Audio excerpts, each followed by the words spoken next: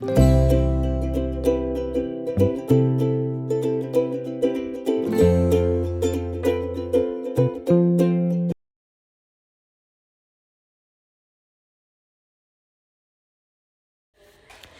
ඇස්සල පොය දවසට පහුවෙනිදා අපේ ගෙදර ඔක්කොම තොරන් බලන්න යන්න හදන්නේ.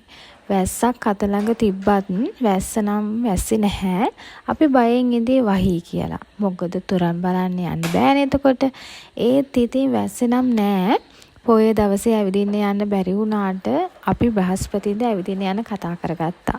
මොකද මේ ටිකේම වැස්ස තිබුණු නිසා ගමනක් යන්න හිතුනේම නෑ. ඒත් ඉතින් අපිට ආරංචි වුණා ලස්සන තොරන් තියෙනවා කියලා. ඒ නිසා වැස්සට කමක් නැහැ කියලා හිතලා අපි හවස් වරුවේ ඔක්කොම ලෑස්ති වුණා මේ ගමන යන්න. ලස්සන තැන් ගොඩක් තියෙනවා. එක දිගටම මේ වීඩියෝ එක බලන්නකෝ. පාරේ දෙපැත්තේම බෞද්ධ කොඩි බල්බ් වැල් වලින් සරසලා වෙනතට මේ පාරේ නැති අමුතුම ලස්සනක් මේ මොහොතේ දැක්කා. ඔන්න ඉතින් ආඩම්බරව ගලන කළු ගඟත් පහු කරලා අපි ඉක්මනට පන්සලට තමයි මේ යන්නේ. වැස්ස පටන් ගන්න කලින් බුදුන් වැඳගෙන නැවත වෙසක් කූඩු තොරන් බලන්න තමයි අපි මේ ඉක්මනට යන්නේ. මේ වෙලාවේ වාහන අඩු නිසා අපිට පන්සලට නම් ඉක්මනින්ම යන්න පුළුවන් වුණා. ඔන්න අපි ඔක්කොම පන්සලට ආවා. වෙනද පොය දවසේ පිරීලා ඉන්න සෙනග අද නම් නෑ. අපි විතරයි පන්සලේ මේ මොහොතේ ඉඳියේ. නිදහසේ බුදුන් වඳින්න පුළුවන් වුණාට මිනිසුන් අඩු වීමත් මොකද්දෝ අඩුවක් වගේ දැනුණා.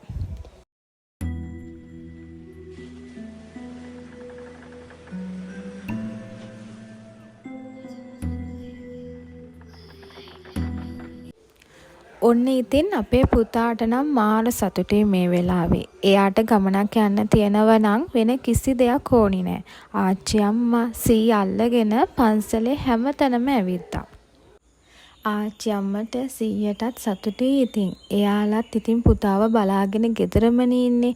එයාලටත් සතුටක් ගේන්න පුළුවන් වුණ එක නම් අපිටත් මාරම සතුටුයි.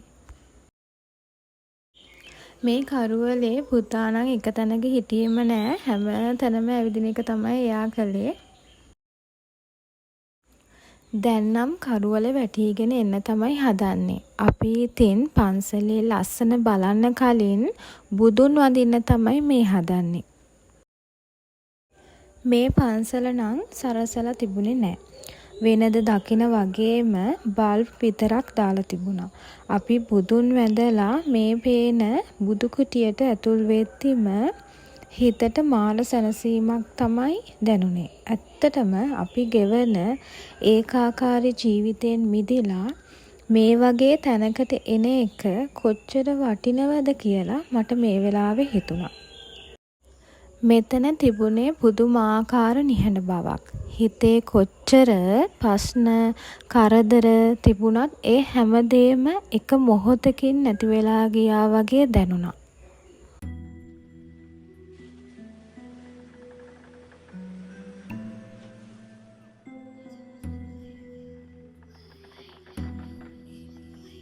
ඊට පස්සේ පහන් හඳුන් කූරු පත්තු කරන්න තමයි අපි මේ හදන්නේ.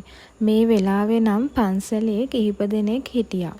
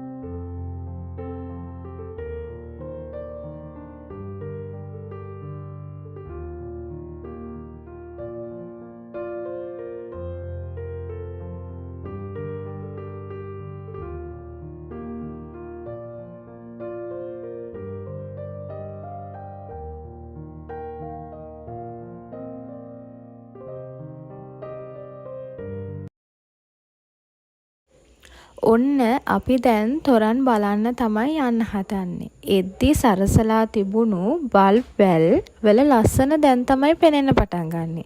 ඈත අහසේ හඳ ලස්සනට පායලා තිබුණ මේ වෙලාවේ. ඔන්න ඉතින් අපි පාරාදීසයකට ආවා වගේ හැඟීමක් තමයි මේ ටික දැක්කහම මට නම් හිතුනේ මාර ලස්සනක් තමයි මේ වෙලාවේ තිබුණේ.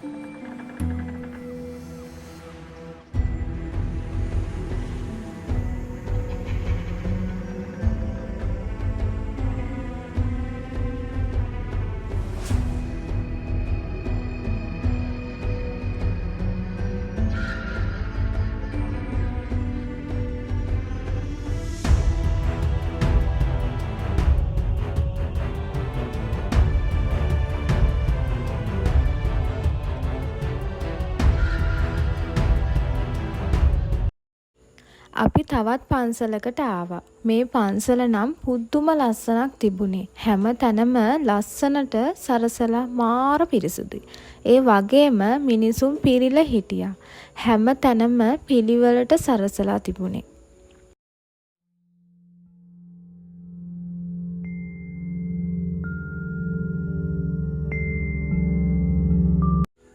ඔන්න අහස උසට හදපු දැවැන්ත තොරණ ලස්සනට සරසලා තිබුණා. විදුලි ආලෝකය නිසා මේ පන්සල නම් මාරම ලස්සනයි. මේ වෙලාවේ තොරණේ දිලිසෙන ආලෝකය බලාගෙන ඉඳිද්දිම එකපාරටම මල්වැඩි සංදර්ශනයකුත් තිබුණා. මල්වැඩිවල සද්දයත් භක්ති ගීතවල නාදයත් එකතු වුණාම මේ වෙලාවේ කියාගන්න බැරි හැඟීමක් තමයි අපිට දැනුනේ. ගෙදර යන්න ඕනි කියලා අමතකත් වුණා. අපි ඉතින් මුළු පන්සලේම ඇවිද හිටියා. තවත් අලුත් වීඩියෝ එකකින් හමු වෙනකන් පරිස්සමෙන් බුදු සරණයි.